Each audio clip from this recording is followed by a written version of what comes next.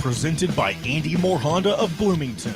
Know your role and shut your mouth, you jabroni! Fires upfield into the end zone, and it's caught. Jelani Woods, touchdown! ISB! 43-point night for Tyrese Halliburton. How do you like that, partner? Galloway drives all the way to the hole, throws it up, got it! Indiana's got their first lead of this contest. It's pretty simple. I win. Google me. Now, here's your host, Jim Coyle. Google me, baby. How are you? Hey, somebody said that time, so let's do this thing. Appreciate you being with us. As always, on this Thursday. Hope you're doing well. Shout out to all the peeps already on the Andy Moore Honda hotline. Of course, Indiana Sports Speed Radio, powered by Andy Moore Honda. Just go to andymorehonda.com to get more to your door. And the best in new and used vehicles. How's everybody doing? It is Thursday, so that means we're one step closer to the weekend. A quiet week for Indiana, even Purdue as well. And it's been a great week in college basketball, but it's getting to be that time of year. Looking forward to Michael Mango will join us today. That's not a name that you will have said you know. He's a former attorney for the NCAA. And with all the changes, the anticipated changes, NIL, we'll talk to him about that, its impact on the area schools. Current, future, legacy of Mark Emmert. He's there for all of that. Tyler Smith, Hoosier.com. He'll join us as well. We'll talk about what's coming up for Indiana as they do not play again until Sunday, but a big game with Northwestern. But the NBA All-Star game. And I really screwed up, John. I mean, it's been so busy, but I wish I had the forethought to see that this was such an easy open week for everything else. Probably should have been doing the show from Radio Row up in From the Circle City. From Circle City, yep. Did not plan well for that. I mean, it's fair. I mean, I know we cover the Pacers, but we don't cover the NBA as a whole as heavily as we do with college basketball. So it's easy for that to slip through the cracks. Yeah, but I hate something like that comes along. It's not like it's every day. You have the that's true. NBA All-Star game in your front yard. And Indy is it's the place to host stuff. It really is. I mean, yeah, it's not Los Angeles, but no place is Los Angeles but Los Angeles. It's not New York because no place is New York other than New York. Other than those two cities, I just, with the ease of everything, the location of everything, proximity, India's just, they're a champion at putting on sporting events. I mean, they are a champion. They work at it. They want it. They want it to be good. I wish I had the number of the sports associations that are housed in Indianapolis. Of course, the NCAA, but USA Gymnastics, Pan American Games. It is just a great spot with reason. So, but oh well. Oh my God. The shooting at the parade for the Kansas City Chiefs. First of all, thoughts and prayers, of course, to those families impacted with that. But I don't know enough about it yet. Well, I'll give you a couple things. So the one thing that I remember we talked about yesterday happened yesterday afternoon as we were on the air on the other show that I do. But there were at least, I think the total number of people who were at least injured is up to 21 or 22, and there is at least one person dead. I don't have those facts completely up to date at the time of me saying this, but that was an estimated number the last time I read something, which was earlier this morning. So that is where, that ended up. And I got to say, it is a damn shame. I'll say what I said yesterday. It is a damn shame that you cannot go to any major event anymore with a large amount of people and not be able to think in the back of your mind that there is a chance that something like that might happen. Obviously, you don't want to live in fear, but you've got to be aware that you need to protect yourself, protect those around you, because even with the highest of security measures, there is always an off chance that a moronic human being, somebody who may not be completely all there, he may want to end somebody else's life, end his own life, and it is a tragic situation overall, and it's just a shame that we have to live in a society right now where we are, as human beings, just becoming numb to these situations happening all of the time. Yes, this cannot be. Someone, I think one of the chiefs said, that we cannot allow this to be normal. That is the thing that cannot be allowed to be normal. There's no other way to put it. The person killed was actually a well-known DJ in the Hispanic community.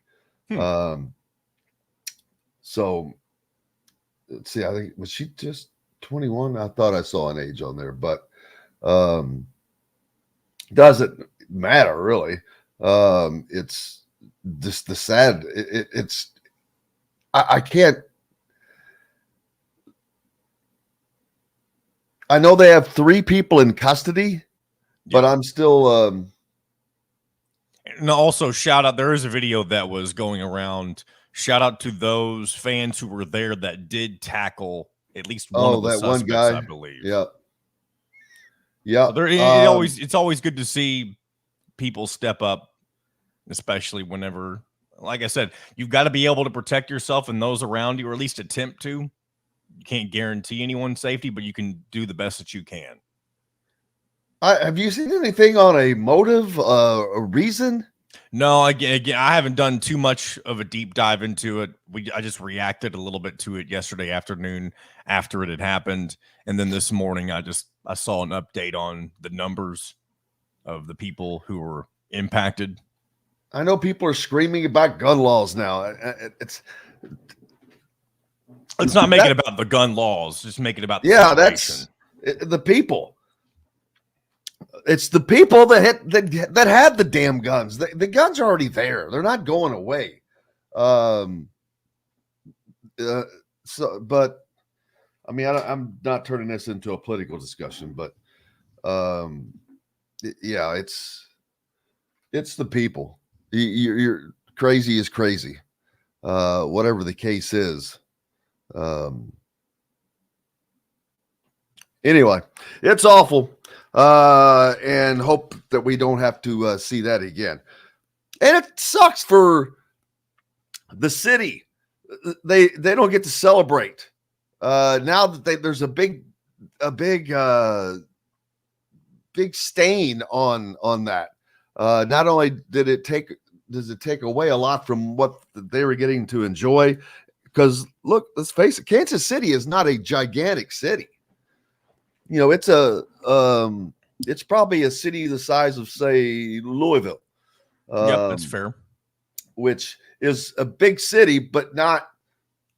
It's a big small city, as I say sometimes. It would be what I would call NCAA Division 1A, the FCS level. of cities. Yeah, well, I hate to say that because that sounds a little bit different. Oh, and speaking of which, different associations. Okay, women's basketball. The NCAA just started governing women's basketball, I think, in 1982. And I bring this up because I was noticed some things last night and was reading that Caitlin Clark, while about to break the NCAA record, that's the easiest attainable of records that were kept for women's basketball. The AIAW was the governing body up until the NCAA took over. I think Indiana has did something, I can't remember, either won a title in that league or did something. But there was a woman named Pearl Moore who set a scoring record that has stood for 45 years. She played for Francis Marion in South Carolina. She averaged more than 30 points a game, once scored 60 in a game, but she played there from 75 through 79. The coach she played for is the former coach at North Carolina who won, Sylvia Hatchell, who won an NCAA title there and inducted Moore into the Naismith Basketball Hall of Fame. I forget the number, but that is that's not the end of it. Let's see. Moore holds the overall record. Former Kansas star Lynette Woodard holds the women's major college basketball record with 3,649 points. Kelsey Plum set the NCAA record, which is less than that. Okay.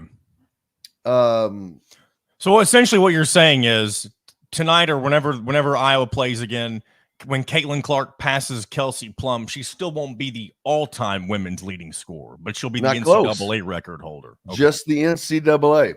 And yeah, and the funny thing is how big of a deal it's being made out of this, because you know why? People will watch. That's why. This is not being mentioned. That's funny. But it's that time. We've got to take a break. Can't thank you enough for being along for the ride. Everybody in the Andy Moore Honda hotline. Get your questions lined up for the NIL and the future of college athletics and how it's going, especially in light of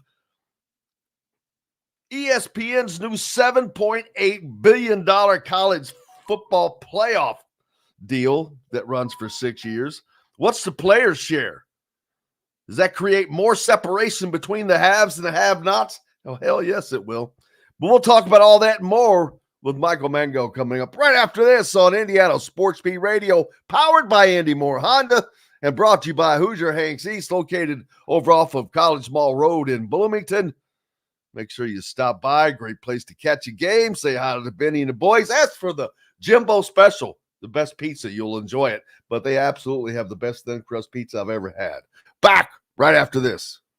We'll be right back for more Indiana Sports Beat Radio with Jim Coyle, presented by Andy Moore Honda of Bloomington. Michael, I had your last name was Mangarelli. I don't know. Mango. I don't know why. My fault. Mangarelli. That's Mike Mango. Actually, I like the sound of that. I've been Mango my whole life, so Michael Mango. That's easier than Mangarelli. There you go. Let's go with it. I love it, but I hate that I was wrong like that. That's my official podcast name going forward. What? The fruits of Michael Mango. Hey, baby. Sometimes it works. Sometimes my mind works. What was your title? I was assistant and associate director at the NCAA during my over decade there. Spent time in enforcement, what they called academic and membership affairs, and then the eligibility center. Okay, that's long enough that I'm not right. No. Say whatever you need to. Yeah, we'll get to that. All of that. What? Because you had said, I want to make sure I hit the points that you want to hit specifically first. Well, I think definitely NIL is the best place to start. Just where we're at, where we've come from, and where we're likely headed. I think that's probably, I don't suspect you have much more than 10 minutes budgeted for me, and that's wonderful. So I think that's probably we got at least 20 to start. Okay. Well, we can talk about.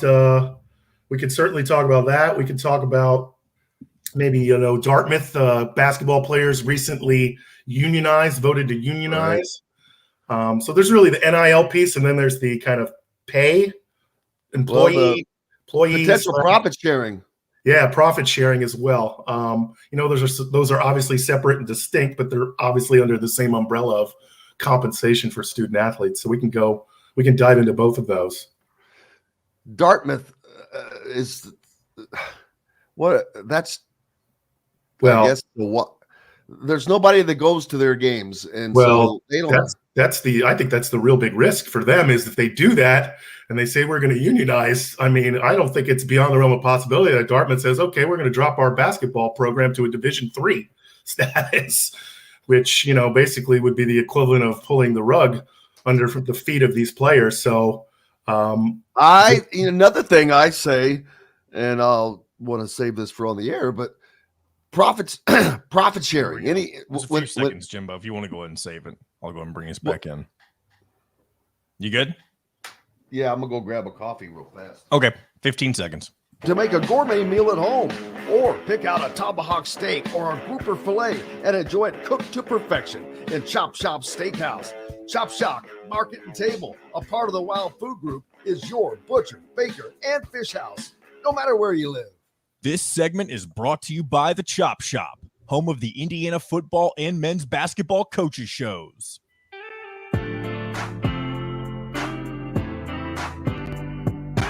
Welcome back to Indiana Sports Beat Radio with Jim Coyle, presented by Andy Moore Honda of Bloomington. Oh, hello. How are you? Welcome back on this Thursday. Thank you so much for being with us. Michael Mangarelli joins us. I gave him a new show name, Michael Mango.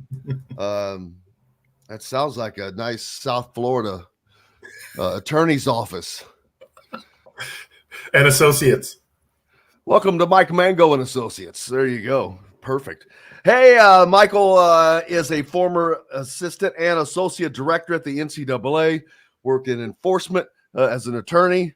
And there are plenty of things. This is like, daggone it, George Costanza or Frank Costanza's Festivus. Airing of grievances. I got plenty of problems with you people. Oh, there's plenty of things to talk about. First of all, thanks a lot for joining us, Michael. Happy to be here, Jim. We met and we talked a lot about this stuff, and then it's continued since then. There are so many things that have happened, and in a short time, and we can go backwards. ESPN signing a $7.8 billion college football playoff package that only covers 6 years. Yeah. Someone I was reading something yesterday that I think that's 1.3 billion per season or something like that. But they pointed out you could probably buy the Pittsburgh Pirates for that and get the same amount of television over the course, television revenue, views, and all that back. Which I'm like, well, that's funny. They should have done that instead. But NIL is gotten crazy. The playoff or player share, profit sharing for players on the table, employeeship on the table.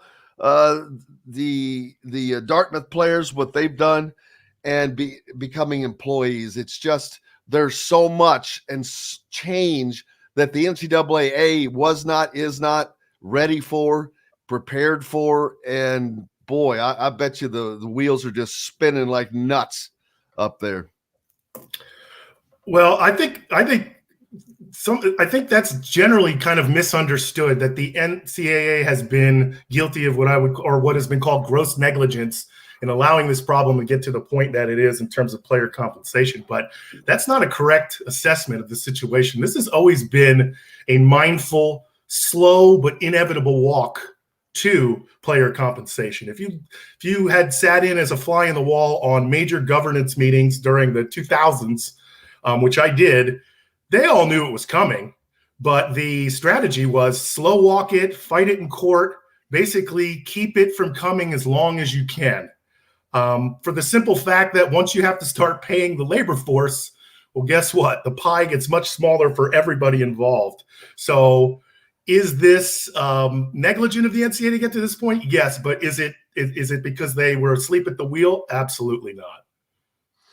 They just pretended to be. It's like, really? Didn't see this coming. So that's no. This is always a grand strategy of theirs. Yeah, well, I got to give them credit then for having a strategy.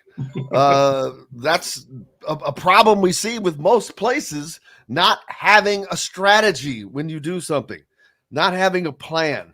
That's a problem. What is right now the single biggest issue they have to deal with? Well, I think the single biggest issue that the NCAA has to deal with is whether they're going to continue to be relevant as the national governing body with the recent merger. That's too strong of a term, but the alignment between the Big Ten and the SEC, who are clearly positioned to be the major stakeholders within college sports going forward. What does that mean for the NCAA's longevity? What does that mean for their role within college sports going forward? Now, I suspect that this Big Ten SEC alignment is mainly geared towards football. And that's obviously always been, football has always kind of been their own entity simply because the NCAA, it's the only sport where the NCAA doesn't control the championships, as we know. And it's really from a squad size, scholarship size, it just stands out alone amongst all of the other various NCAA sports. So I think it's always important to put football in its own silo and talk about football separately. And assuming that the NCAA will have no role in football here in the next couple of years. I know you mentioned the 6-year, $7.8 billion contract ESPN just signed with the CFP. I think obviously that the SEC and the Big Ten have designs on basically controlling that money. So the NCAA is not going to have a role, and they really haven't had much of a role in football, to be honest, other than, in-conference rules and regulations. The other piece is then basketball and all of the other sports, and what's the NCAA role going to be in that? If you want to dive into NIL, we can do that. That's fascinating to me. As a lawyer, it's fascinating that it was ever barred, that student athletes could be barred from making money off of their own name, image, and likeness. That was always clearly contrary to the law. So that was part of that slow walk strategy. How did they get away with it for so long? They have a huge legal war chest, and they fought everything, no matter what, no matter if it was shameful on its face, to try to deny it. And then understand this as well. The NCAA functions for a long time as the public punching bag for the schools. So if the schools wanted to pay these student athletes, it would have already been done. So the schools don't want to do it either, because ultimately they're the entity that's going to have to pay their student athletes. And then the whole amateurism model. Well, if you allow NIL, well, then guess what? The dam breaks, and then profit sharing or salary or however compensation you want to frame it is the next to come. So it is all part of that grand strategy of just block everything you can from an amateurism standpoint, and knowing that at some point the dam is going to burst. And if we're not at the dam bursting stage, we're certainly at the many, many fingers in the dike stage. Yeah, and also we look at these numbers, these crazy, crazy numbers that are now coming in for these, whether it's the college football playoffs or the NCAA basketball tournament, but more importantly, a number, dead money. When players, they can read, and the amount of quote unquote dead money that is being paid and has been paid is freaking staggering. I can look at Indiana and there's a pile of dead money that has been paid out.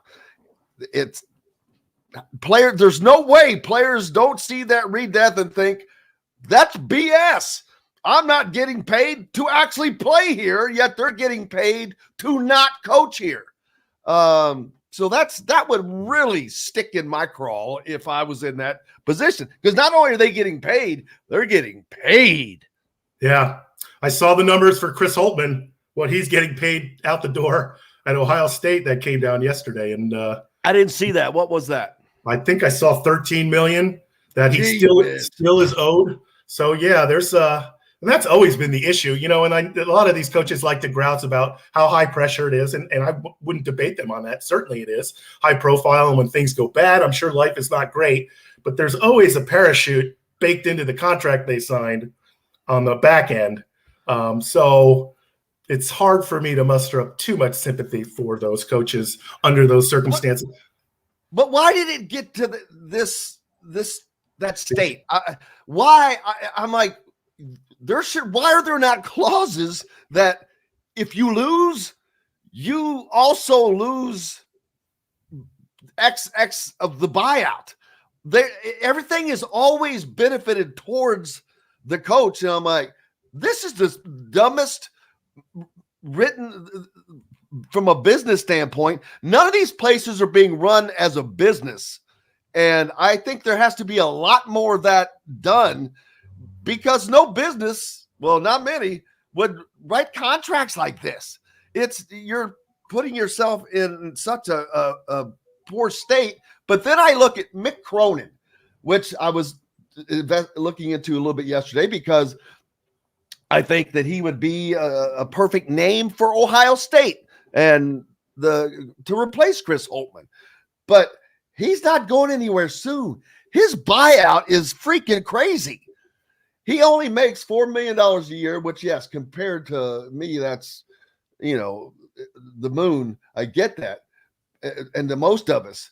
But his buyout right now is like $20 million. And next year it's like $15 million, something crazy. It doesn't. He handcuffed himself. That's one of the rare times I've seen somebody has been handcuffed to the school. He can't escape. Yeah, but don't forget, Jim, they can always come up with a negotiated buyout that isn't necessarily what's on that piece of that initial contract. And then a lot of times, if a school wants Mick Cronin bad enough, just to use this as an example, the school that wants him bad enough will pay the buyout to free him up to come to their school.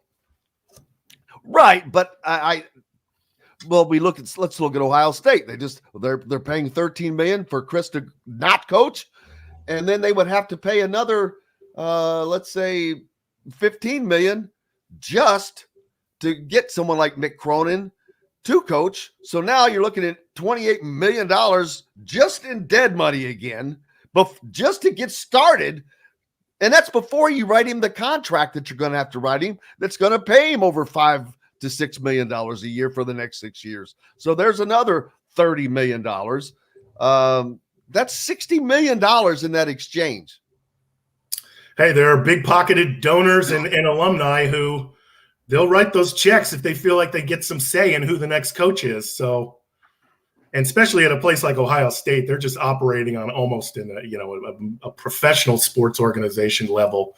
There are the haves and the have-nots, and then the super haves, if you will. And Ohio State is definitely in that rarefied super haves air. They are up there with certainly the top 3, 4, 5 athletic departments in terms of deep pockets in the country. And honestly, Ohio State makes Indiana University look pretty small in terms of what they're able to do financially. Absolutely. And why is that? Because of football. Yes. And that brings up a question for teams, even in the Big Ten, let's say, with this new $7.8 billion deal that's going to pay like a slot machine to the right teams that get to participate in that. And the Big Ten, smartly, wisely, along with the SEC, has just arm wrestled control of who those 12 teams will be, or a big chunk of who those 12 teams will be, so they can get as much of it into their conference as possible. I don't blame them. But what about the teams like Indiana, Purdue, Minnesota, that just are right now would not be considered a candidate to be in that 12 pot of 12? And at what point does Ohio State and Michigan say, look, we're bringing in millions and millions of dollars that's going to elsewhere. We're tired of it. Yeah, it's not an exactly apples to apples comparison, but I do have concerns for the long-term viability of Indiana University football. And I think you can look at what has happened to the Pac-12 as maybe instructive of what the future might look like for Indiana University football. So once the Pac-12 decided that, it became a musical chairs on who is going to be able to hop to this conference or that conference for basically self-interests, you saw that Washington State and Oregon State were the ones left without a chair for moving up to a bigger conference. And that was not a surprise. Those two, from a revenue standpoint, from a facility standpoint, from a resources standpoint, those were the two lowest level Pac-12 football programs, and they got left without a chair, at least as where it stands right now. So I think the CFP, but they did get an automatic participation trophy coupon for the college football playoffs next year, I believe, because aren't they still just get to the winner between those is the representative of the Pac-12? Well, yes, I think they've got veto power. I think is how it actually works within the structure of the CFP and the various conferences that are part of it. But if they have that luxury, it's a one-year luxury. It's going to go away here very shortly. They'll find themselves in a kind of a unique legal position, and they intend to, and I don't blame them, intend to exert that legal position to the full extent to the benefit of their schools. But ultimately, those schools will be shut out of any CFP 5+7, I think is what they're calling it, the new 12-team edition. 5 conference champions and then 7 at-large bids. And I just don't see a path for Oregon State, Washington State moving forward beyond this year once they lose kind of their unique legal status that they have right now. Right. Michael Mangarelli is with us right now, former assistant and associate director at the NCAA. We're talking NIL and all that goes with it.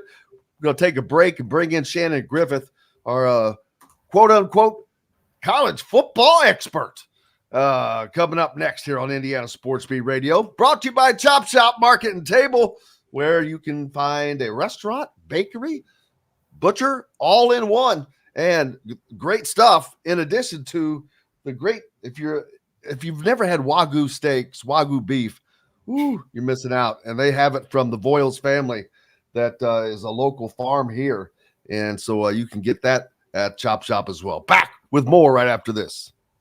We'll be right back for more Indiana Sports Beat Radio with Jim Coyle, presented by Andy Moore Honda of Bloomington. If you're looking for a home, good stuff. Shannon, this is Michael Mangarelli, former associate and assistant director at the NCAA, as you heard me say. He is knowledgeable about all things NIL, that, and the other thing. And Shannon, on the other hand, is a former college football coach. Wow. Yeah, I actually worked on the NCAA Division III National Championship Committee back. Oh, shoot, it's been a while now. Back in, I think it was 2012, I believe it was. Yeah. Got to sit in a room and try to pick out who's the deserving. Yeah, I've been staff liaison for some of those selection processes. It's literally, I don't know where they had you. Did they have you like all together in Indianapolis or something?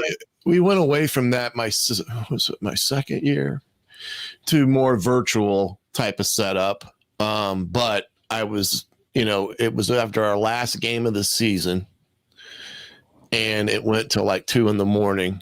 And then we came back at 6 a.m. to rehash what we did at 2 a.m. You're thinking to yourself, what did I sign up for? Yeah.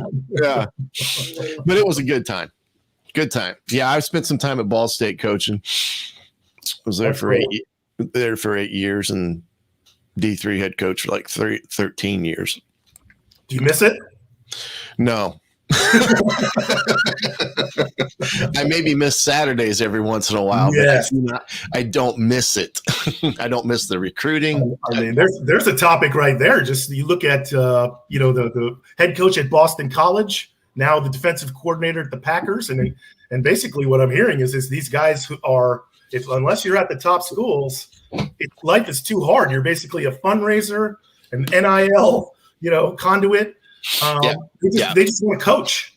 Yeah, it's the Pandora's box has been open on too many fronts, including the recruiting front, because they begged for this early signing period, which opened the gates for year-round recruiting now. Yeah, which I can only imagine is just. And I think, I know a bunch of guys have just totally burned out from it, and that's why some guys have jumped to the NFL just because it takes them out of that equation. I mean, you're basically re-recruiting the guys you already have on almost a daily basis. When I was at Ball State, we didn't worry about the next class until the spring of their, junior year going into their senior year. Now you're 2 classes ahead. Yep, absolutely. All right, here we go, guys. 15 seconds. HRVs, CRVs, Honda Ridgelines, payment free for 90 days. Or get 0.9% APR financing for 36 months on a 2023 Honda Ridgeline. Go to AndyMooreHonda.com and get more to your door. This segment is brought to you by RE/MAX Advanced Realty. Indie Home Pros team by Cheryl Sizemore. Welcome back to Indiana Sports Beat Radio with Jim Coyle, presented by Andy Moore Honda of Bloomington. Welcome back, Indiana Sports Beat Radio here on this Thursday. Thank you so much for being with us. We greatly appreciate you. Brought to you by our good friend Cheryl Sizemore and RE/MAX Realty. For those in the market for a home in the Indianapolis area, you need Cheryl Sizemore and her 2 decades of experience. Could be the difference between getting the home you want or not. Reach out to her, Cheryl at IndyHomePros.com. Michael Mangarelli with us, former assistant and associate director at the NCAA, working in compliance and other areas, and our resident house football expert. I wish I could call you Dr. Shannon Griffith. That just would sound good. I got my doctor. Shannon. We can always put a DR before it. May not mean anything. Can't you get somebody to give you like one of those, when they bring people back, an honorary degree? Yeah. What does that, Michael, you're the perfect person to ask. What does that really mean when they give them an honorary degree? It's a PR move. I mean, it doesn't mean it's a piece of paper. It's just, yes. Piece of paper and a PR move. Yeah, that's it. Yeah. I don't think you're going to get a pay raise anywhere. Yeah. No, you have to hire people. You have to be a coach that fails to get that. So it's a badge of honor, I guess. Yeah. Yeah.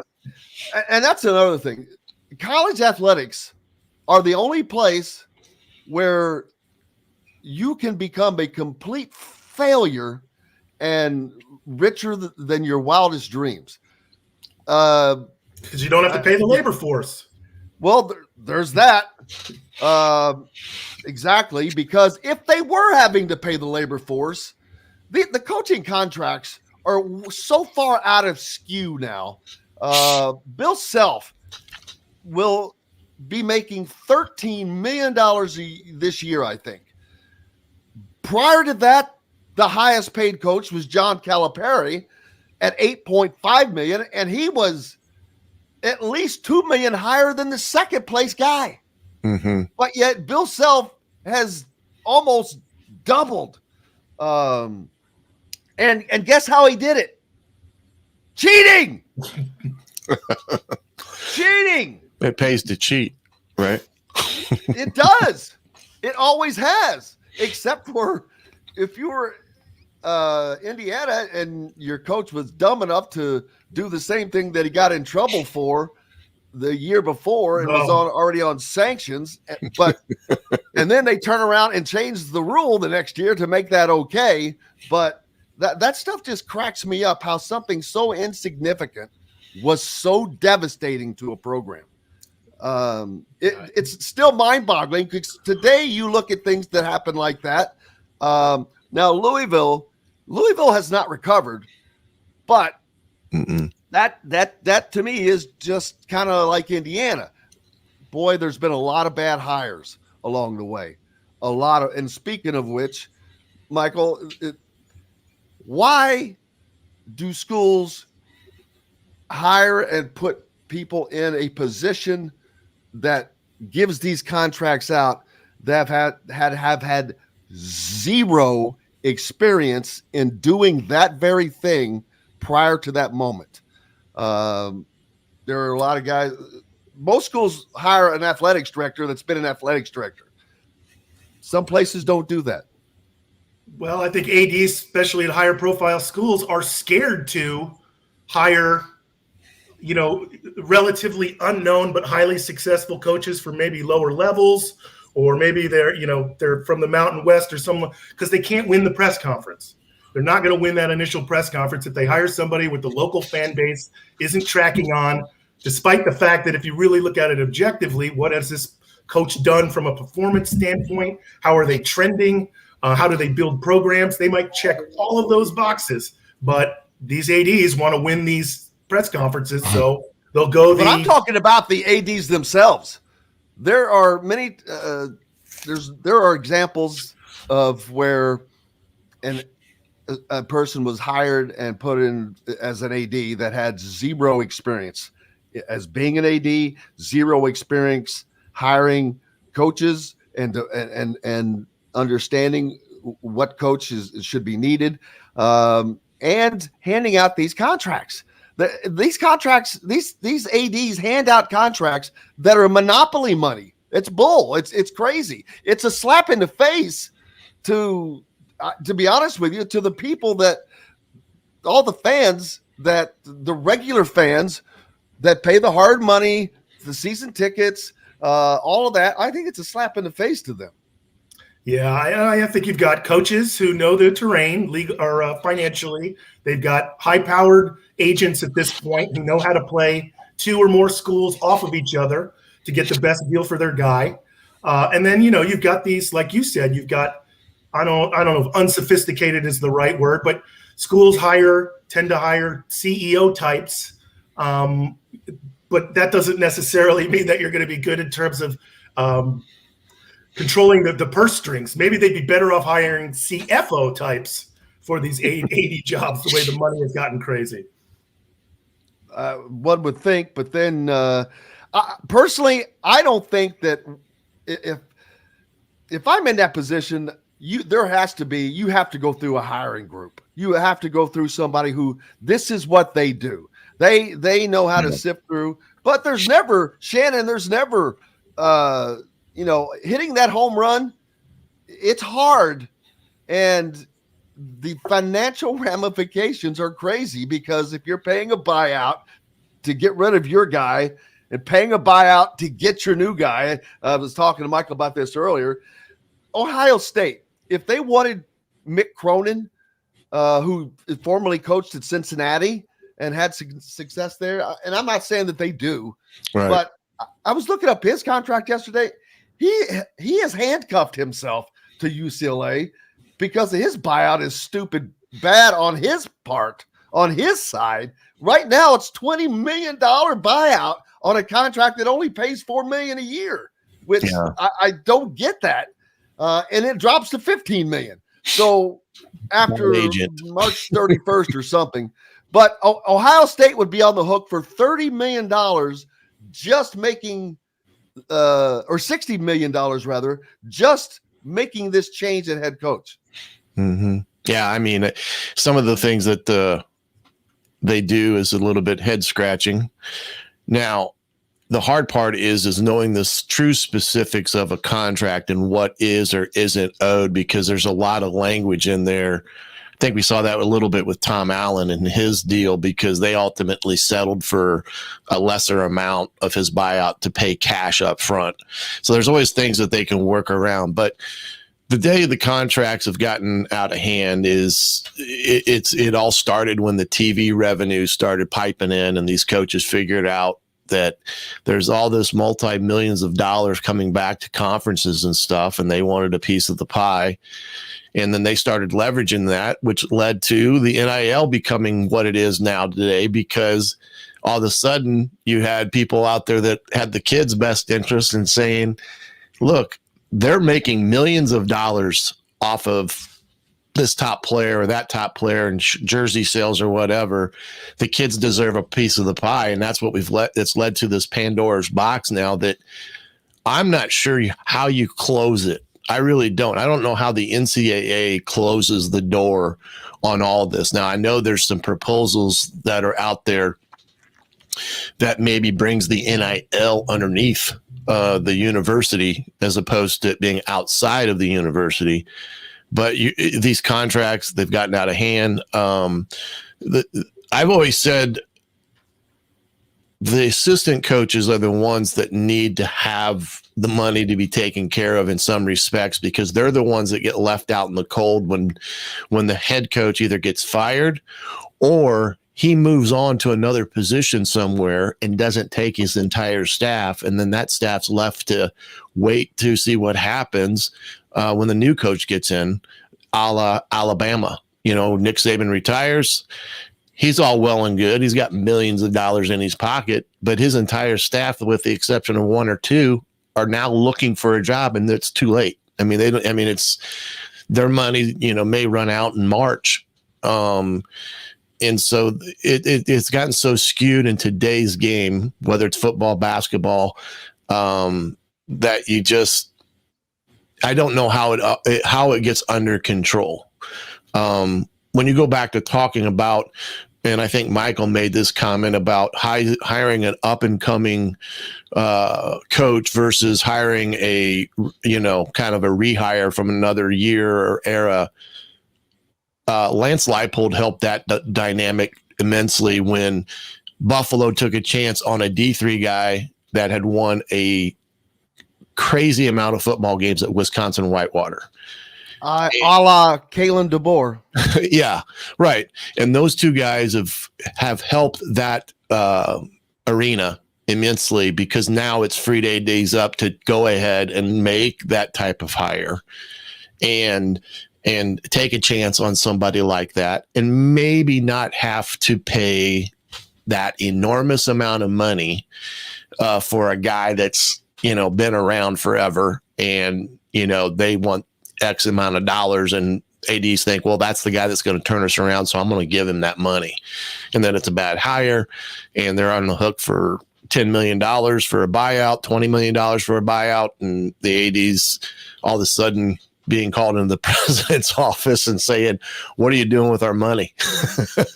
Because I know some of these athletic departments at the biggest levels are self-funding a lot of this aspect of these contracts. But you're right, it's gotten out of hand. I don't know what closes that door as it pertains to everything that's going on in college athletics today, from coaches' salaries to the NIL to, I just don't know how many teams can survive it that are not at the top of the heap. Washington State and Oregon State's a prime example. They lose the major conference. They lose that, that limelight of being a Pac-12 10 school, and now they get left out in the cold, and it totally changes what they are, who they are, and the perception that they are moving forward. And they're going to lose millions and millions of dollars because of it, even though they may have gotten some money from the Pac-12, but their whole department is now crashing, before them. Michael? Yeah, I think the NIL toothpaste is out of the tube at this point. So NIL is absolutely. not Not only is it going out, away. baby. There's a And- foot on top of the tube.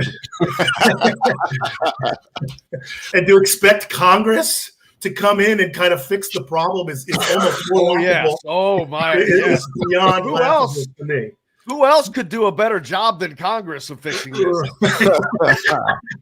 So it is out of the tube, and it's not changing. Now, what I do think has the potential to put up some bigger guardrails around how it functions, NIL, is kind of that old business term, return on investment. Mm-hmm. So at some point, when kids take a big old load of money, let's be honest, NIL is a recruiting inducement at this point to get kids to come to your school and then to get kids to stay at your school. But I think after there has been enough time within the current structure, which is brand new, as we know, kids come in, get a big lump, get a big bag to come to the school as a freshman and decide to leave. That's not a good return on investment for whomever those high pocket donors are. So I could see 2-year contracts. You want to come to our school? We really want you to come here. But you got to to me, that is something that has to happen. I've been saying that. Yeah, they got to pay back if they don't stay. Well, that's now. Make it There's nobody that has more leverage than the players. Man, there is no contract. You're free to come in and reap the rewards, and then if you have a good year, you're off to the highest bidder. Now, exactly. It's such a screwed up business. I mean, every bit of it is so screwed up. And I don't know how do you fix it, Michael? How with all the contracts, the players not getting, they're going to get paid. When does that start happening? And how will it happen?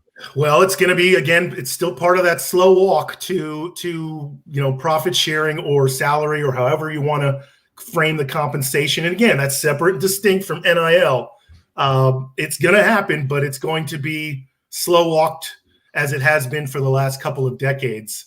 How it happens, I think ultimately the SEC and the Big Ten and their alliance that they've formed, and again, pretty much specific to football, but they're going to see if they can put parameters around it. But the problem is, you start talking antitrust law, unions. There's so many different legal layers that go into it. And ultimately, the status quo is better for schools now, as it has been for the last couple decades, than to start calling them employees and paying them salaries or giving them profit sharing. And here's the other thing. Lots of schools make lots of money off of football, but not everybody. Indiana University potentially being one of those examples. They don't make crazy money like an Ohio State does. So right there, if it's, how much, they can't offer the same amount of salary or profit sharing that an Ohio State could. So lots of decisions to be made on that end in terms of revenue that is coming from the schools rather than NIL, where the revenue is really coming from collectives and deep-pocketed donors and alumni. That's why I like the NCAA's proposal about paying a minimum number of kids a salary that starts out at least at 30,000. Now that doesn't mean they all have to pay them at 30. They can pay them at 50 or 60, but that kind of starts trying to level some of the playing field from getting crazy.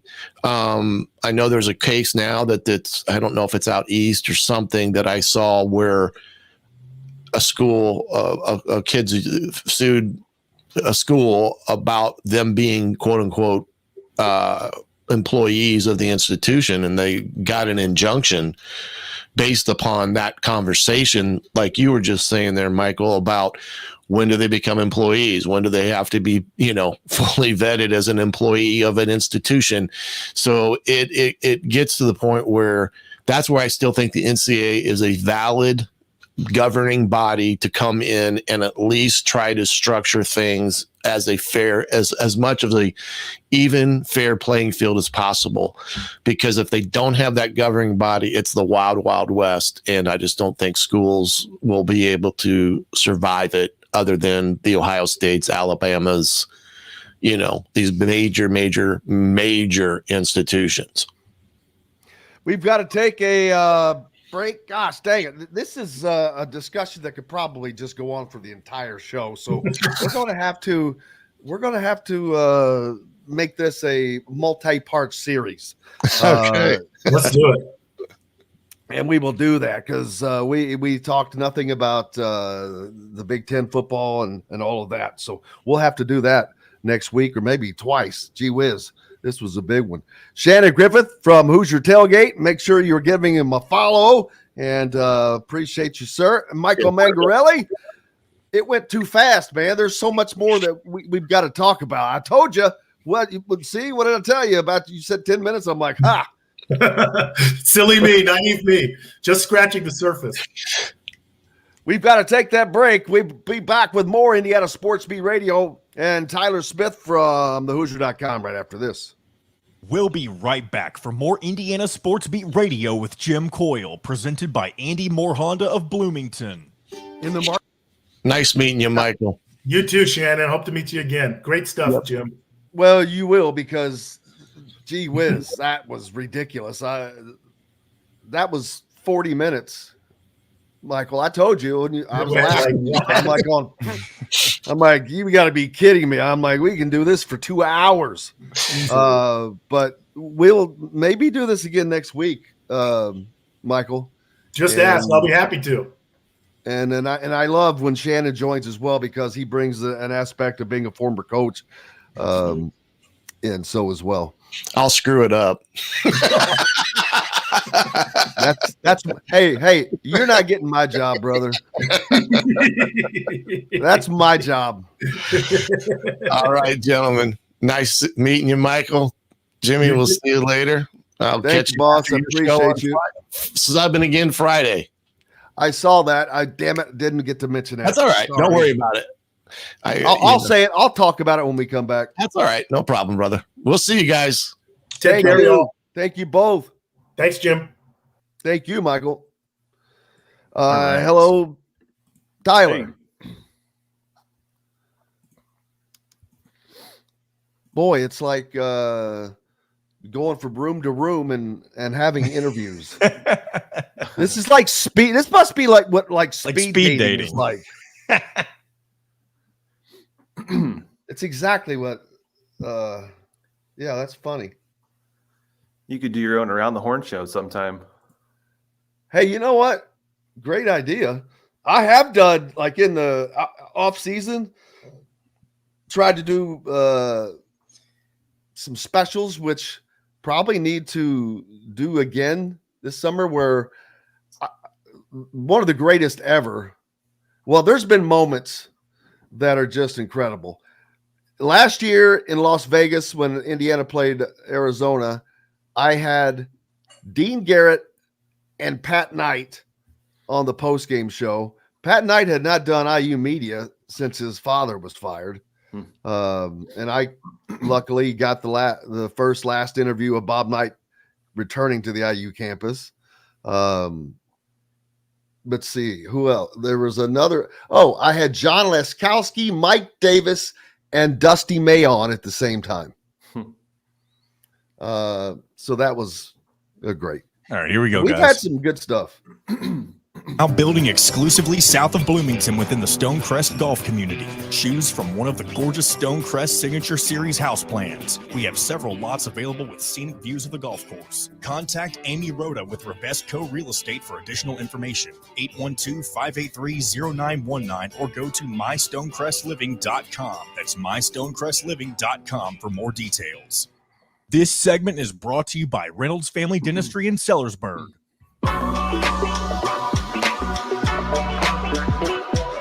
Welcome back to Indiana Sports Beat Radio with Jim Coyle, presented by Andy Moore Honda of Bloomington.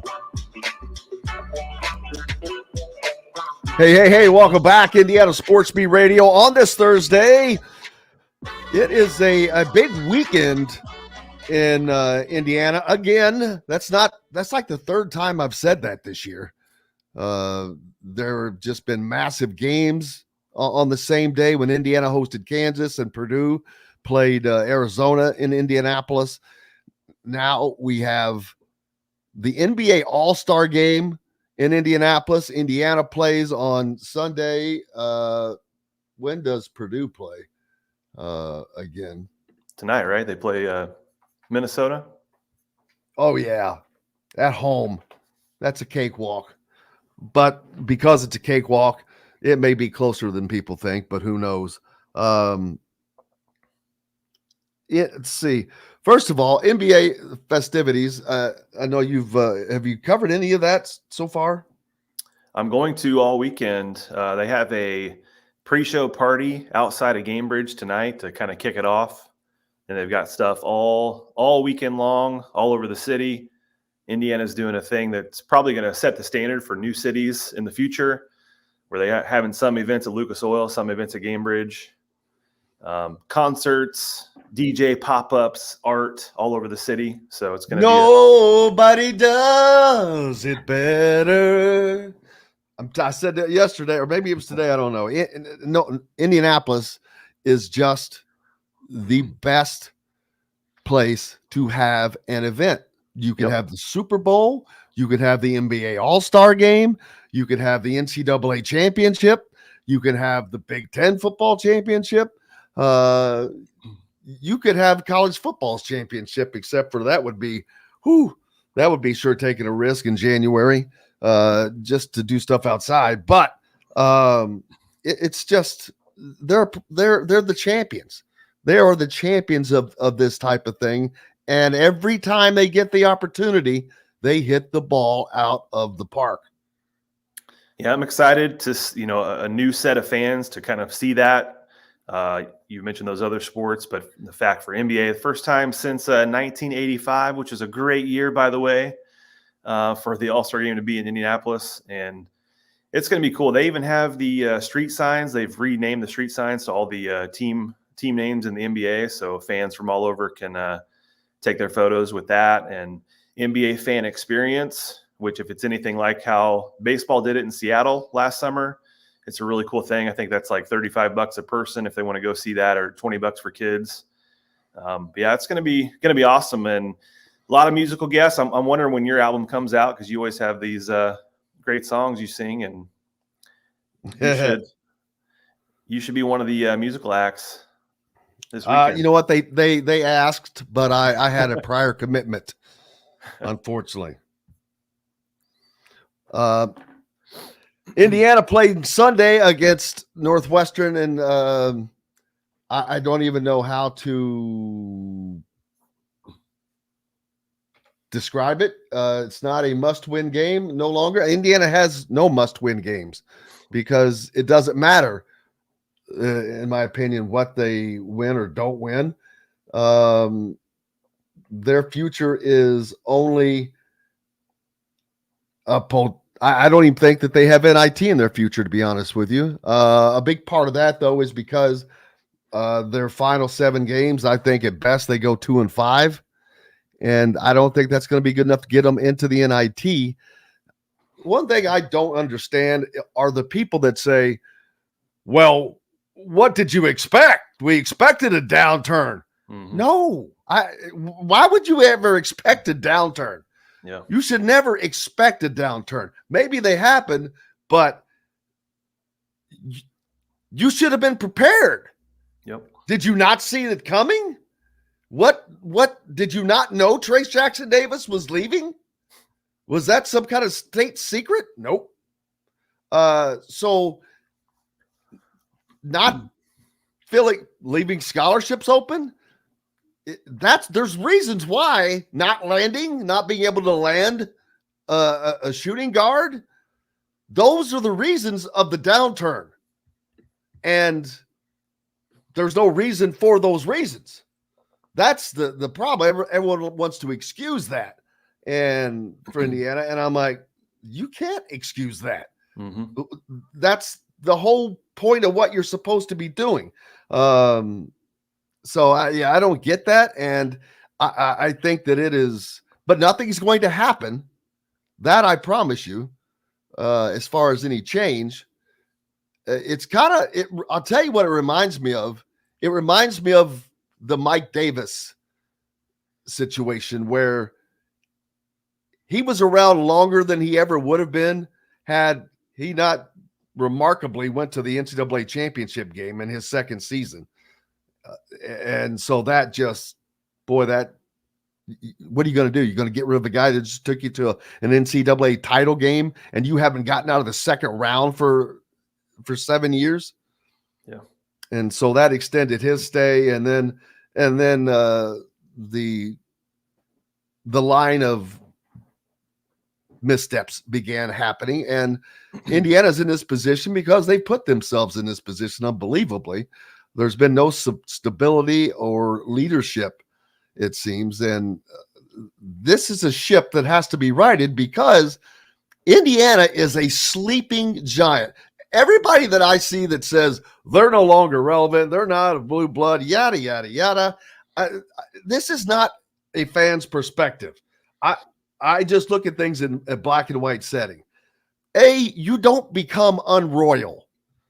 You may be a bad king or a crappy king or a crappy prince, but you're still royal. Indiana is still a blue blood. I don't want to pick on Purdue, but just as an example, they only had 3 Elite Eight appearances since 1980. Well, hell, Indiana had 6. And they haven't had one since 2002. So Indiana has everything needed to not be in this position. And the fact that they are is a fault of their own. Yeah. Yeah. I've had a lot of conversations around those topics. I feel like because of the resources, the tradition, the fan base, the, history, everything that is included, just because they haven't been a top program for many years doesn't mean that should be the case, and doesn't mean that it should be that difficult to get back to being a competitive, maybe similar to like a Wisconsin type that's always in the top 4 or 5 of the conference, is always having ranked teams, always playing in, well, and, getting a chance to go to the tournament. It shouldn't be that difficult. Should not be that hard. And thing is too, when the fans talk about, you expected a downturn, I'll tell you one guy who didn't expect it was Mike Woodson. His comments beginning of the year, he said, I want it all this year. He said, I don't have much time, and that should be very, very eye-opening for a lot of people. That should really scare the crap out of you. If the person that was blindsided the most, yep. Well, that kind of explains why you're in the situation that you're in. Yeah, it had too much faith in certain pieces, I will say, and to leave Ascali open, and not to mention the fans that say, well, you expected a little bit of downturn. Okay, so maybe you didn't expect a 4 seed, but did you expect? I ran the numbers this morning. Did you expect them to be 12th out of 14 in points, giving up the 4th most points, 13th in margin, one of only 2 Big Ten teams to give up more points than they've scored this year? Last in threes and threes attempted. Rutgers is 13th in the conference in 3-point attempts, and they've taken almost 80 more threes than Indiana. And 10th in rebounding margin. I mean, like every single stat is typically like 10th to 14th. I mean, you don't, and the conference is down this year. So to expect. And Indiana has at least one probable NBA draft pick. I don't see anybody else. Mackenzie Mbako he might have the potential, but he has not been able to show that yet. But I wonder if part of that is because I really don't know what the offensive scheme is for Indiana. I'll be honest with you. I can't figure it out. Maybe you can and explain it, but it has not heightened the availability for certain guys to show off any skills if they did have it.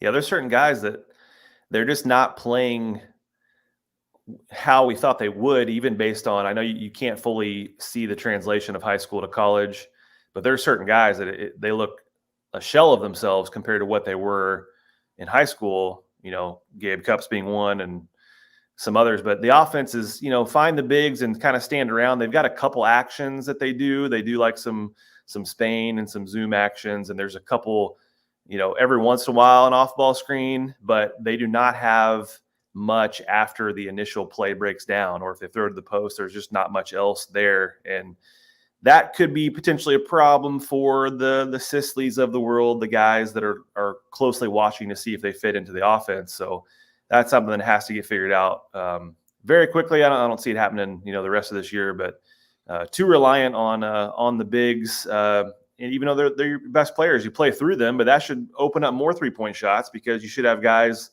worried about them, and you should have enough ball movement and off-ball action to get guys open looks. Shouldn't be that difficult. Well, it's been just really, really bad recruiting, and not just current, but I'll be honest with you, Braden Smith and Purdue fans, every time they hear this, they go crazy and, oh, no, that's not true. Braden Smith wanted to come to Indiana, wanted to play for Indiana. That's just a fact. It's not about comparing. It's not about, I'm not saying anything's better. I'm just telling you what the truth is. I know that to be an absolute fact, as well as other people. But they turned their back on him. They turned their back on Brooks Barnheiser. They turned their back on Luke Goody.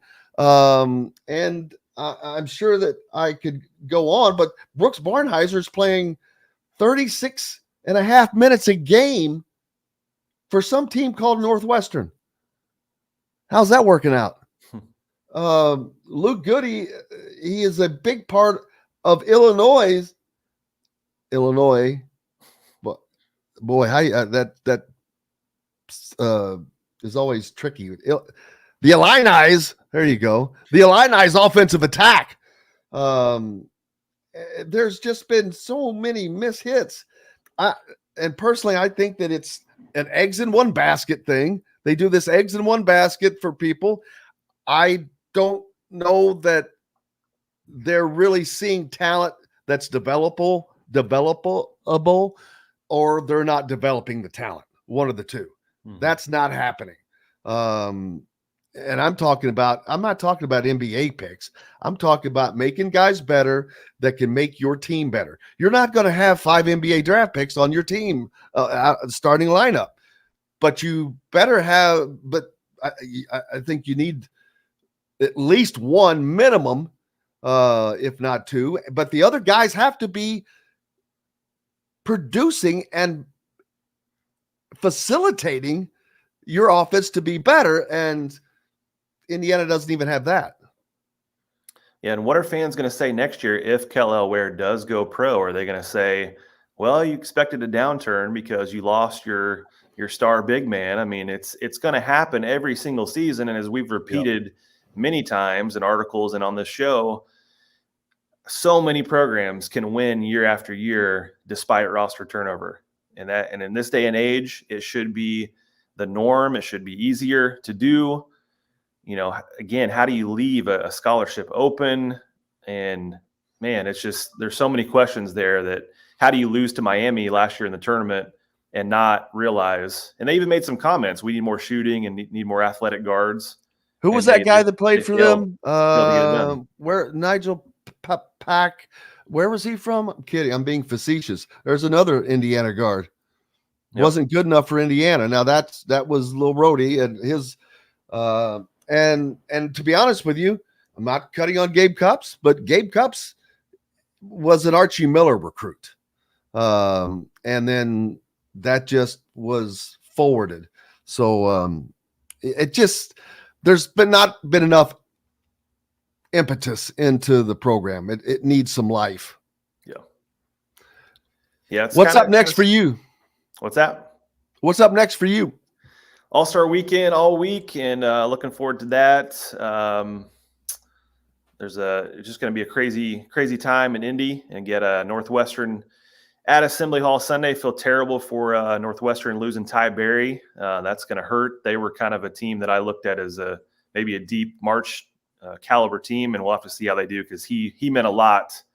He did a lot of things for them. So maybe gives Indiana more of a chance on Sunday, but you hate to. Northwestern had 4 guards that are averaging 10 points or more in a game. He's one of them. He was playing 30 minutes a game and bringing 12, almost 11.6 points per game. So it is a loss, especially. But when you have the rotation of guards that they have, I think that they could absorb that. Yep. Boo Booey. We'll be saying Boo Booey. More Boo shots for Booey. Boo. Man, I'm telling you, great. That would be the greatest drinking game around. Take a shot every time you hear Boo Booey. Oh, there's a liquor that rhymes with that, and I can't think of it. But well, make sure you give a follow to Tyler Smith to keep up with all things Indiana recruiting and news, buddy. Thank you, appreciate you. Thanks a lot. We've got more coming up here, brought to you by our good friends from Sellersburg, Reynolds Family Dentistry. You got to keep that championship smile. Go see our friend Dr. J. And we're back with Chris Denari. Talk a little bit more. Pacers, big comeback win last night as they head into the All-Star weekend. More coming up. And we'll have more college basketball after Chris, right after this. We'll be right back for more Indiana Sports Beat Radio with Jim Coyle, presented by Andy Moore Honda of Bloomington. Formerly. There he is, Mr. All-Star. There I am. All good. Oh, it's lovely, except for I did not plan this. I wasted this All-Star weekend thing. Not planning and I forgot to get credentials to do certain things. Heck, I don't even have a credential. Well, I meant for like in and around. Yeah. I doubt that I would have been credentialed for the game because it's not that many spots and everybody and their brother would be here. Yeah. I mean, I'm not even going to the game because I mean, I don't have a working. I mean, I'm not working. There's right. I mean, you could if you wanted to go, you could. Yeah, but it was just weird on the credential front how you had to do it. Really. Yeah. I mean, because I'm not really working. I'm not really covering it. Oh, I figured that the Pacers have X amount just because I assume they're hosting it, right? Yeah, but they don't really have. I mean, there just aren't tickets out there for staff. That's funny. I mean, they did yesterday. I think they gave all of us 2 tickets for All-Star Saturday night, which we had not gotten tickets for. You had to buy them before, but we got tickets put in our Pacers app. So that was pretty cool. I'll ask you what all happens. I think you just lost your camera or we just lost they're right. We'll talk about what all happens Saturday night, but with the slam dunk and all that kind of stuff. I've decided to enter the slam dunk contest. I'll have you did let everybody know that, and the 3-point shooting contest. I'm going to be the first to win them both. I'm surprised nobody tried that before. Yeah. I mean, because Michael Jordan, but he was not a great 3-point shooter, but right, he was a pretty good shooter. But all right, here we go, guys. Payments for 90 days. That's right. 2023 and 2024 Honda Pilots, HRVs, CRVs, Honda Ridgelines, payment free for 90 days. Or get 0.9% APR financing for 36 months on a 2023 Honda Ridgeline. Go to AndyMooreHonda.com and get more to your door. This segment is brought to you by Bubba's 33 in Clarksville and Evansville. Pizza, burgers, beer. Welcome back to Indiana Sports Beat Radio with Jim Coyle, presented by Andy Moore Honda of Bloomington. Hey, welcome back. Indiana Sports Beat Radio on this Thursday, brought to you by Bubba's 33 down in Clarksville, right off of I-65 for you down in southern Indiana. Pizza, burgers, beer, incredible place to watch a game. food made fresh every day, and it is very good. I can attest to that. Chris Denari from the Indiana Pacers joins us, and wow, what a weekend and what a start for the Pacers as they big win last night, Chris. Yeah, much needed, much necessary. You go 2-1 on this road trip before the All-Star break. You'll take that any day. They did not play well on Monday in Charlotte, and you didn't want to go into the All-Star break with a second consecutive loss. And they got off to a slow start. A lot of energy in the building in Toronto. A lot of love for Pascal Siakam coming back, but the Pacers trailed early by 11. Were able to take a lead in the second half, gave up that lead, fell behind by 8, but did enough in the end and very undermanned. I mean, they were without Miles Turner, no Benedict Mathurin, Jalen Smith is out. And then Aaron Nesmith went out early third quarter. And so they were down to a rotation of about 8. And that included Ben Shepherd. Oscar Tshiebwe had to come off the bench, one of the two-way players out of the University of Kentucky. And they made the plays, and the defense was much better in the second half. So, yeah, a really nice win to get to give them some momentum heading into the All-Star break. Yeah, although they have dropped a little bit down to 6th in the conference and 3rd in the divisional standings right now, but that is all subject to change because it's kind of tight, kind of bunched up there. Yeah, it is. I mean, you have Orlando and Miami just behind you. The Pacers have played one more game. All three of those teams have the same number of losses. And then you have Philadelphia just ahead of the Pacers, I think 2 games ahead in 5th. And they're going to continue to play without Joel Embiid. So I think, you look at 5th, 6th, 7th, and 8th. Those are the 4 teams that are going to battle for those final 2 playoff spots. Now, 7 and 8 get into the play-in. But you'd really like to be in 5th or 6th because then you're automatically into the playoffs. So it'll be a feisty final 26 games for the Pacers. But I think where they are, Jim, if you look back at last year through 56 games, they were 25-31. This year through 56 games, they have flipped that record and they're 31-25. And I think where they were better is they played better without Tyrese Halliburton. Last year, they were 7-19 when Tyrese didn't play in the 26 games. He's missed 13 games this year. They're 7-6. So they already have as many wins this year in 13 games without Tyrese than they had last year. And so I think that was really important for this group to fight through that situation that Tyrese had. And now, in the final 26 with Tyrese healthy and Pascal Siakam, learning what it's like to play with the Pacers, I think good things are ahead for this team. Yeah, definitely learning to play without Buddy Hield has been a learning curve for them because we've seen that they've missed him, but it was a decision made on the future, and which I know you're an employee, so it's.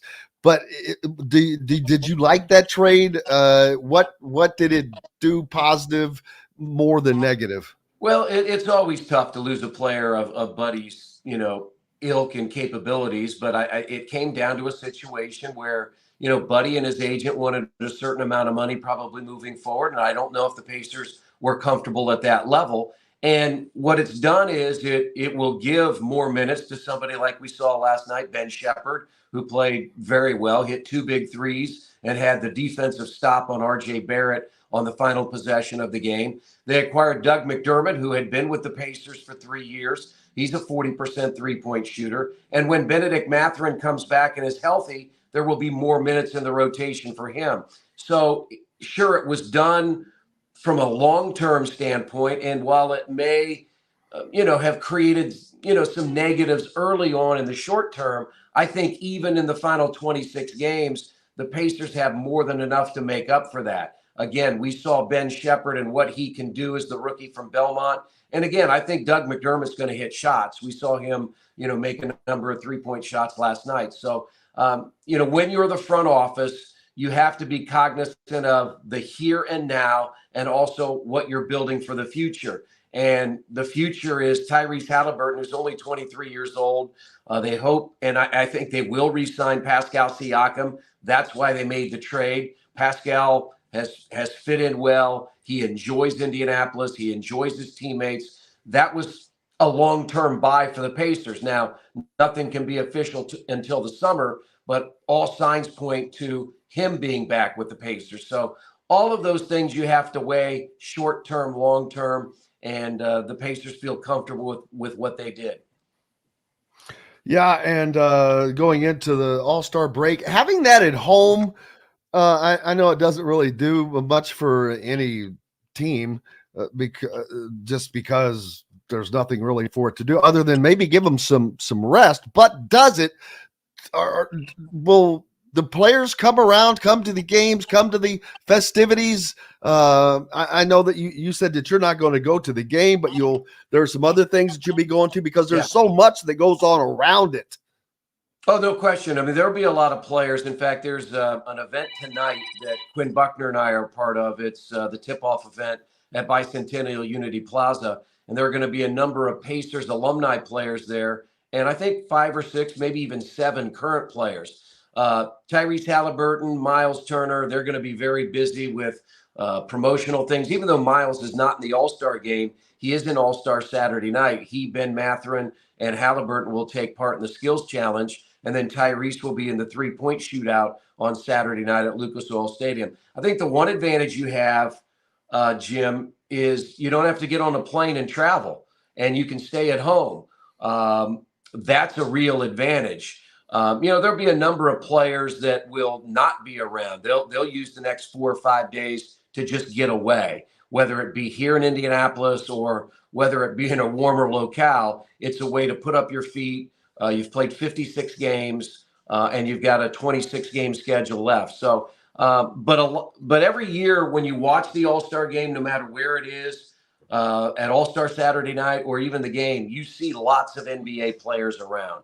And this is a great opportunity for the Indiana Pacers in Indianapolis to showcase the building, the franchise, the city. Could go a long way down the road from a player saying, hey, I really like Tyrese Halliburton. I like what the Pacers have done. Maybe I want to go there in free agency. So all of these things are important to All-Star Weekend as well as putting on a great show. Looking forward to all of that.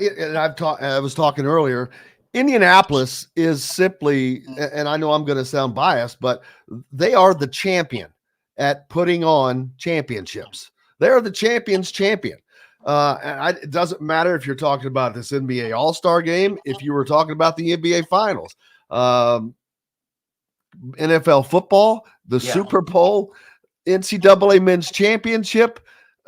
You could go on Indianapolis 500. It doesn't matter. They've been there, done that, and sold the T-shirts. This city is built on there is no other city in this country that traditionally hosts the events that Indiana does and does the job that they do. Even if we're talking about Los Angeles, it's just too big. There's no way that they can do what Indianapolis does. Indianapolis is the perfect size. It's a large city, but it's still very manageable. Well, Jim, when you fly in to Indianapolis and you either Uber, Lyft, or take a cab to downtown Indianapolis, you do not need another mode of transportation for the rest of your time. You've got Lucas Oil Stadium where All-Star Saturday night will be. You have Gainbridge Fieldhouse where the All-Star game will be with other events. I mean, think back to Salt Lake City last year. I've been there. It's a nice city, but all they have is the Delta Center. They don't have another facility that can host anything. And the downtown is much more spread out. Think about Chicago or New York, as you said, LA, Houston, Dallas. Great cities, but they don't have the convenient downtown where you have all the restaurants, all the bars, all the hotels, and the venues that are all walkable. And even if the temperature's in the mid 30s to the low 40s, you put a jacket on and it's still a comfortable walk. So this city it all starts many, many years ago, as you said, with the Indianapolis 500 at the Indianapolis Motor Speedway, when you have well over 300,000 people to see a sporting event. And then back in the 70s and the 80s, this city decided that they would use sports to promote this city. And as you said, NCAA Final Fours, NCAA Tournament, the 1985 All-Star Game, the Super Bowl, the Big Ten Football Championship. I mean, we could go on and on. The swimming championships. They had a pool at Gainbridge Fieldhouse a number of years ago. Had the World Championships in basketball. I mean, it's just a phenomenal locale to host big-time sporting events. And switching gears a little bit, but coming to Hinkle Fieldhouse, the TBT will be playing, and I cannot wait. The only thing that just sucks is there's a Purdue team, there's going to be a Butler team. Indiana how does Indiana not have a team other than they have, and this again, this is not a cut, Purdue fans, so don't get all your panties in a bunch, but Purdue has one player in the NBA right now. Indiana has 7. So they're better players over the last several years, obviously, are in the league. And then I'm sure that there are quite a number that are playing overseas. But you would think they would be able to put a team together, and gee whiz, that would just be perfect. But I'm stoked about hopefully doing the show from there. Yeah, I think that's going to be fantastic. I saw that news, and that's great for Butler. I mean, they're hosting the NIT championship, all those kinds of things, really utilizing Hinkle Fieldhouse for things other than Butler basketball. We've seen so many great high school games in there in the past, but yeah, the TBT is one of those things in the summer when you're sort of getting ready for basketball season. It's football training camps are starting. You're in the midst of baseball season, but you need a little juice from basketball, and TBT has done that through the years. Yep, looking forward to that, and I cannot wait, man. I'm just looking forward to it. It's just fun because it's different, and some people get on the format, and I'm like, you know what? It's different. Just it is what it is, and it's obviously working. They're surviving. They're moving along, and they have been. So I say the heck with it. Enjoy it. Just like the NBA. There's so much of the old ABA that is guiding what goes on this weekend. Or all the time, to be honest with you. The 3-point shot. Yeah. I mean, ABA, man. I'm old enough that I remember as a kid the ABA, just enough toward the end, but wow, what a great period it was. It was at its zenith with the Pacers winning those titles, right, and Kentucky Colonels down the south winning a title right at the same time. They had Louis Dampier, Dan Issel, and Artis Gilmore, for God's sakes, on that team. Indiana had all the greats that they had. These were great. It's just, I hate that a lot of those teams didn't merge, but do you know who made the most money off of that deal? Oh, St. Louis. Yeah. Oh, my God. St. Louis. Yes. Oh, my God. How smart were those owners? Yeah. They get money every year. I think that it goes. I think they're finally bought out. Yeah, I think you're right. I think it went for so long that, but yeah, 1% of the NBA TV revenue, which back then was probably 10 cents. Yeah. Yeah. Think about what it is now. To your point, millions. To your point about the 3-point shot, I'm so old, Jim, that I played high school basketball and college basketball with no 3-point shot. All you had was the 2. Brother, I'm right there with you. And that brings up a lot of other things, although we're good. The records. Now you've got to put caveat or asterisks next to names. Anytime someone talks about getting close to Pete Maravich's record, I just laugh. I go, well, no one's ever going to break Pete Maravich's record.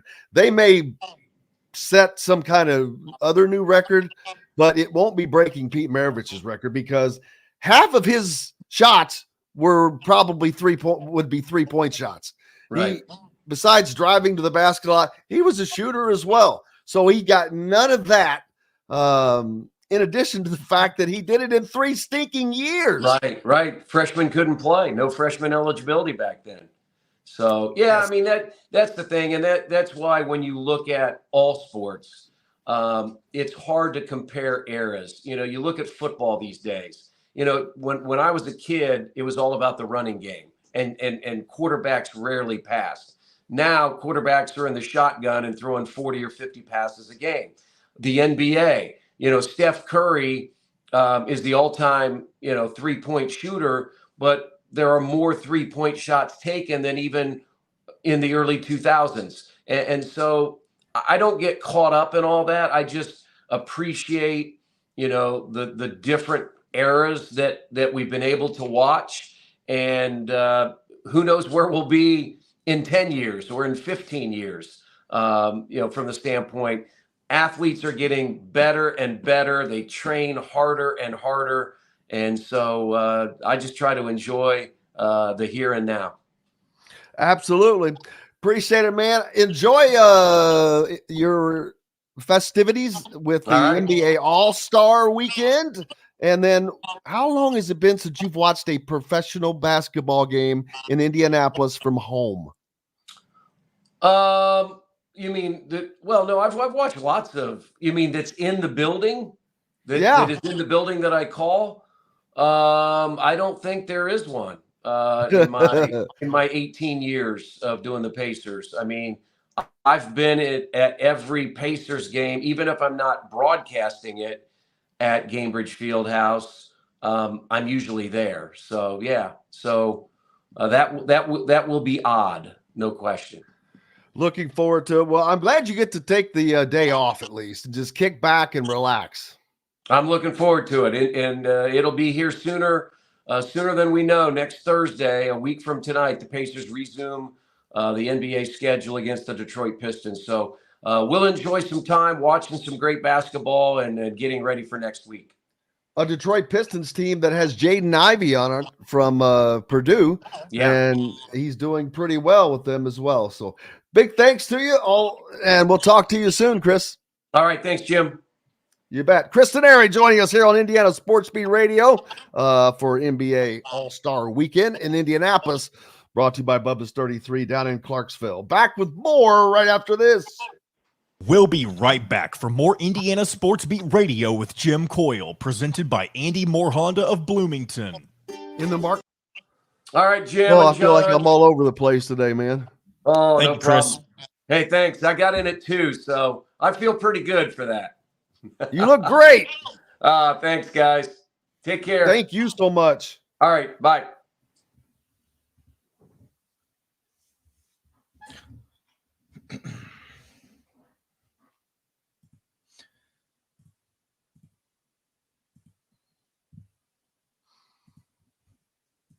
Dun-dun, dun-dun. Okay. Man, there's so many comments that I wanted to. You can still get into them. We got time. Oh, I know. There's tons of them that I'm trying to get to the bottom and then go backwards. Yes, Dabney, I agree with you. Cold Weather City.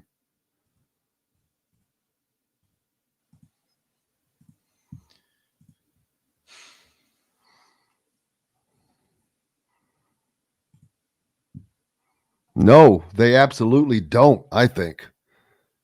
You know what? I think shooting it's not good compared to what it used to be. The free throw shooting boggles my mind. Bad free throw shooting. It's just, there's no reason for it.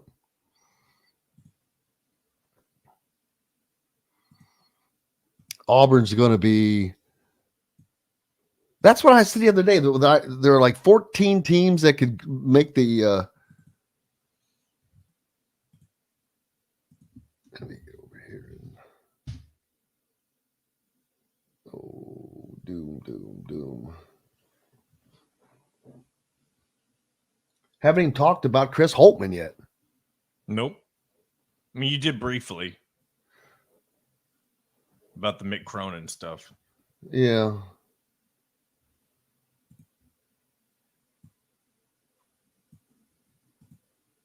Michigan State goes on the road, gets a win.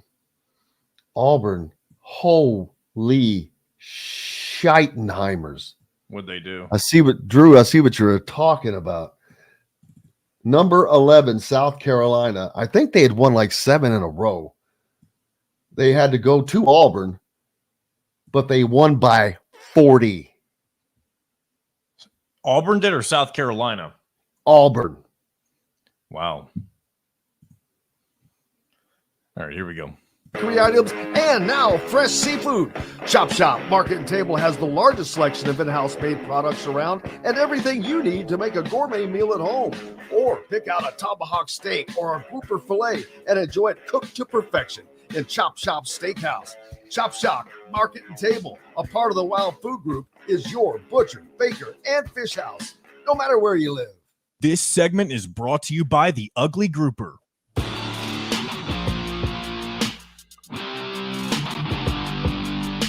Welcome back to Indiana Sports Beat Radio with Jim Coyle, presented by Andy Moore Honda of Bloomington. Hey, welcome back. It is Thursday. Looking forward to getting to the weekend. NBA All-Star Weekend. Indiana takes on Northwestern and Boo Booey. Boo Booey, I'm telling you, John, drinking game. Everybody, if you want to, if the game gets out of hand for you on Sunday, I would just turn Boo Booey into a drinking game. Every time you hear the word Boo Booey, you got to take a shot. I don't see a scenario where this game gets out of hand. I know everybody's down on Indiana basketball, but really, not only is this a home game for Indiana, but you're coming off of a week-long break. They're going to be without one of their better players in Ty Berry.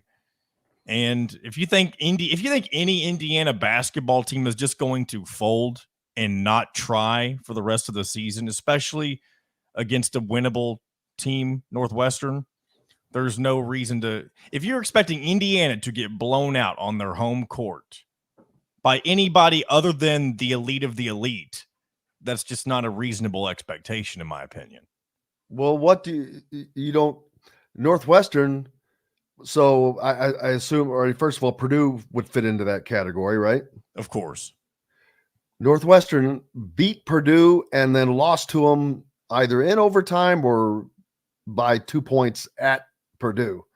Yes. Here's the thing with the difference between Northwestern and Indiana when tackling Purdue, at least for this season, is that Northwestern made a specific game plan for Purdue that took them out of the way that they normally play. And I know Chris Collins complained a lot about the officiating during their game against Purdue, but that's what they did. They hacked Zach Edey. And I mean, yeah, it worked for them because they made him uncomfortable, but they still had fouling problems. But the way Northwestern plays against Purdue, not everybody is going to change the way that they play to accommodate a single player the way that they did against Purdue.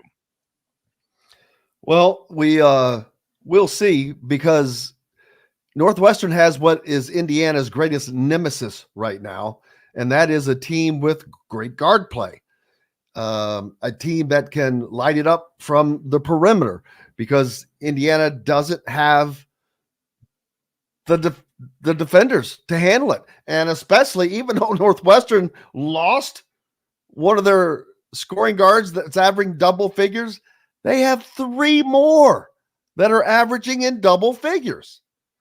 And that led by Boo Booey. Take a shot. And yeah, it's just, I'm not saying, I don't know that's going to be a blowout. I'm not predicting that. I would never predict a blowout in Simon Scott Assembly Hall. It's a hard place to play, period.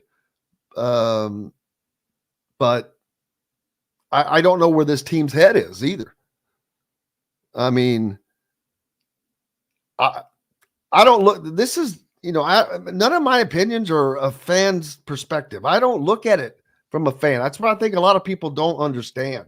I just view everything in black and white, and Indiana does not have the defenders to handle Northwestern's guards, which has been an absolute problem for Indiana this year, allowing guards to go off, scoring from outside the perimeter. And you're going to win. If you're playing 3-2, you're going to win every time. But it's going to be certainly a test for Indiana to guard the guards of Northwestern. Northwestern also is a team that is inspired because they're needing and trying to grow their tournament resume. Although they beat Purdue and gave them another game where they almost beat them, they're still not. They want to get their seed up, and a road win over Indiana is what, a quad? I think it's a quad two win. Yeah, it's a quad. It's only a quad 2 win now, which is very sad. But it is what it is. Not that this has a lot to do with anything, but I just curious last night, and I was looking through the record book. Mike Davis was 8-2 against Purdue. Kelvin Sampson went 2-1, but an oddity in his first season. First time he played Purdue, they won by 27. The return match, they lost by 13. Tom Crean started out 0-4 against Purdue, of course, the 6-25 season and a 10-win season after that. But then he would win 4 straight. And after 4 games, the 2 games that he won, they were plus 65 points, Indiana. That means they beat them by an average of 32.5 points. It's crazy. He lost the last 2. And then, of course, Archie Miller went 0-7 against Purdue. And those 7 losses were by a total of 65 points. Mike Woodson has 3 losses to Purdue right now, but already by a total of 43 points. If he played them one more time, he would have the loss. I'm assuming they would lose by about the same amount. I'm gonna pull something that we may have talked about before real quick about the whole losing to Purdue by a bunch of points.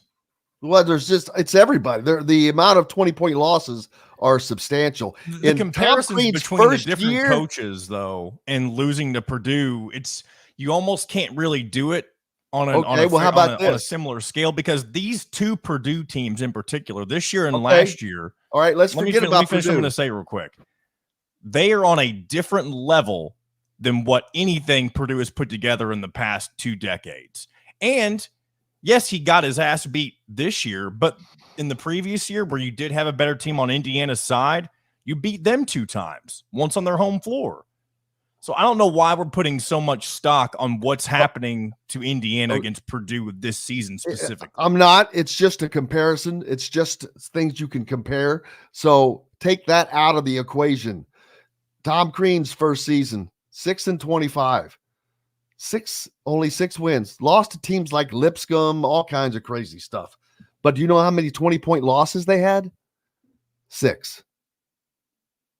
Total. How many does Indiana have right now this year? You know what? I haven't gone through it, but I can tell you 4 right off of the bat that I can think of.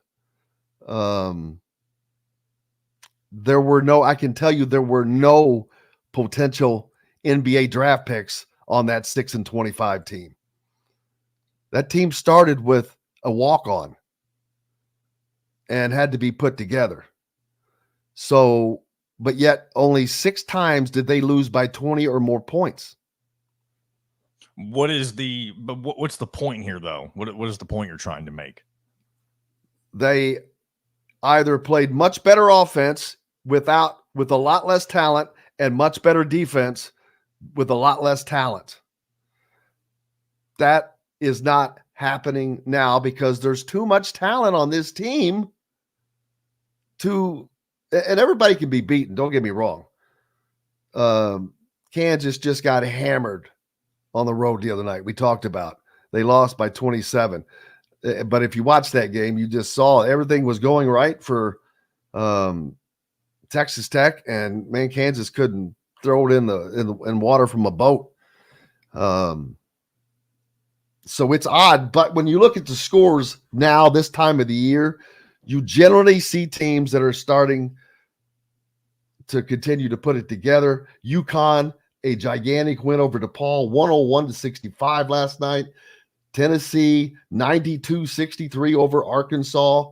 Auburn just demolished number 11 South Carolina, and I thought that they had won like 7 in a row. 1, 2, 3, 4, 5, 6, 7. There you go. 7 in a row there.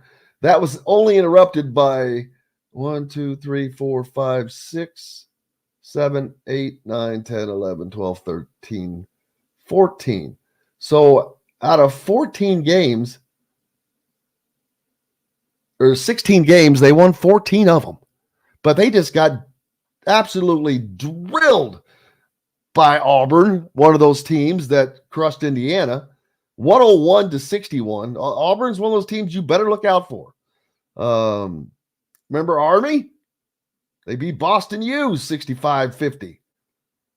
So Michigan State, they go on the road and get a win at Penn State, which Indiana has coming up, 80-72 on that one. Notre Dame with a big win over Georgia Tech, but Georgia Tech's awful. 58-55. That was a fist fight there. It couldn't have been much fun to watch. Trying to make sure there's any other games of note. Seton Hall over Xavier, 88-70. It's all the ones that there's just too many going on. But Indiana they have to make changes. The fact that it's good that Mike Woodson is acknowledging things, acknowledging deficits, but you're 2.5 seasons in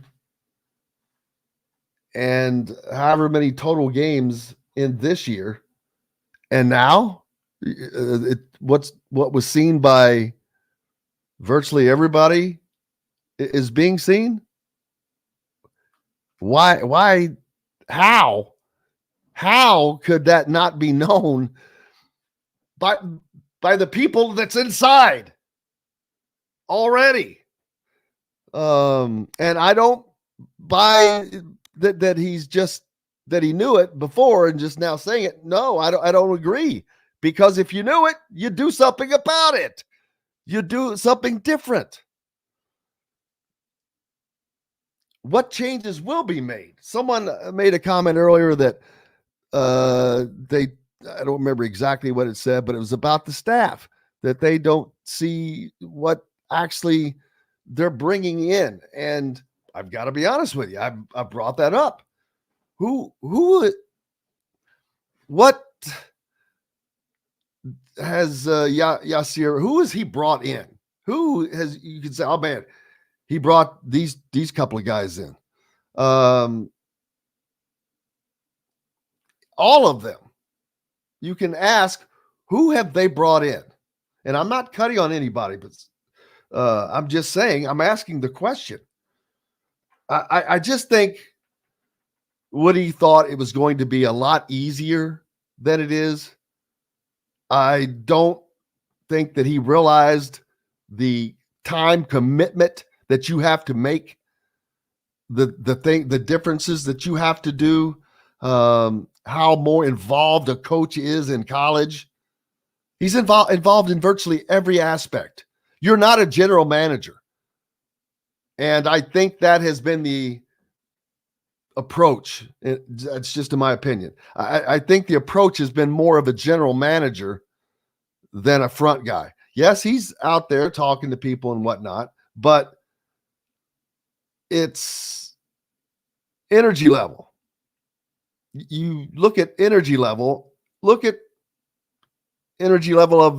those that are winning and successful, and it translates. It translates to your teams.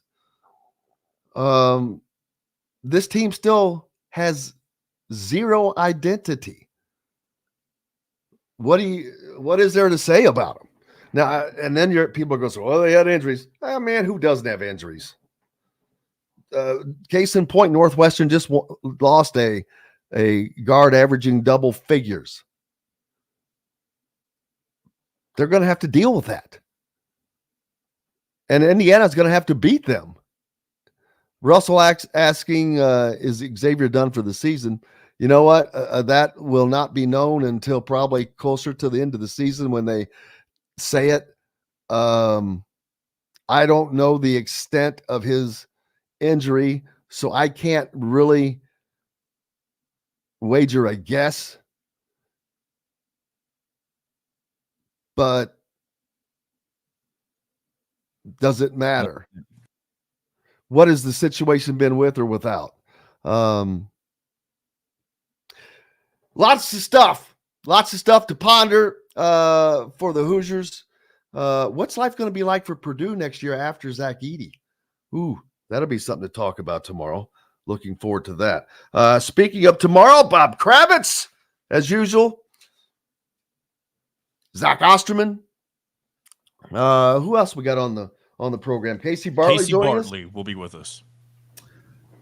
And I'll see about getting Todd on to preview this Northwestern game for Indiana and see if they can hold down their guards, because that is going to be priority number one for Indiana. Hey, I hope you guys have a great rest of your day. Appreciate everybody listening on the Ref. Always the right call, 97.7 ESPN in Evansville. AM 1230, 104.7 WJOB, the voice of the region up in Hammond and Chicago. And then over in Fort Wayne on 1380, 100.9 FM, The Fan. Appreciate everybody there. And, of course, across YouTube. If you have not subscribed, please do so. We're back tomorrow to do it again. Thankful to each and every one of you guys. John, the producer, for keeping us between the white lines as well. Until then, I'm Jim Coyle. I will see you on the radio. Thanks for listening to Indiana Sports Beat Radio. Be sure to subscribe to our YouTube page for more clips and team coverage of Indiana basketball, football, and more. You can also find full episodes and tons of other content on thehoosier.com. We'll see you next time for another edition of